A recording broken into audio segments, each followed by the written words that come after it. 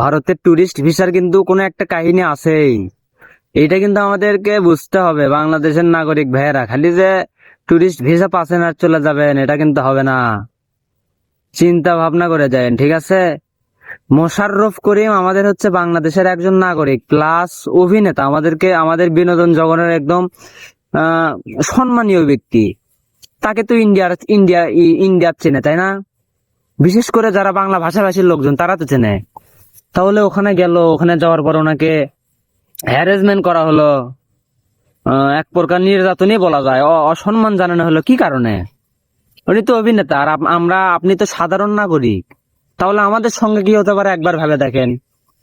আর দেখলাম তো কলকাতার অনেক বিজনেসম্যান, দোকানদারেরা বলছে যে বাংলাদেশের এবার আসুক, তাদেরকে এমন ভাবে আপ্যায়ন করব, তা অকল্পনীয়। তার মানে কি আগে খুব খারাপ ভাবে আপ্যায়ন করতো, আর বাঙালিরা না গেলে তো তাদের ব্যবসা হাসেল।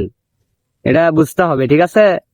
কারণ ইন্ডিয়ার অন্যান্য জেলা, অন্যান্য শহর থেকে কিন্তু কলকাতা কিংবা যারা বাংলা ভাষাভাষীর লোকজন থাকে যে এরিয়াতে, ওই এরিয়াতে কিন্তু বেড়াতে আসে না। এই বাংলাদেশ থেকেই যাইতে হয়। এগুলোই হচ্ছে তাদের হচ্ছে পর্যটক, তাদের কাছে তাদের হচ্ছে যে ক্রেতা, আর তারা হচ্ছে বিক্রেতা। তারপরেও বাংলাদেশের সঙ্গে দুই নাম্বারই, এটা কিন্তু ঠিক নয়। আর যারা টুরিস্ট ভিসায় ইন্ডিয়াতে যাবেন অবশ্যই চিন্তা ভাবনা করে যাবেন। ধন্যবাদ।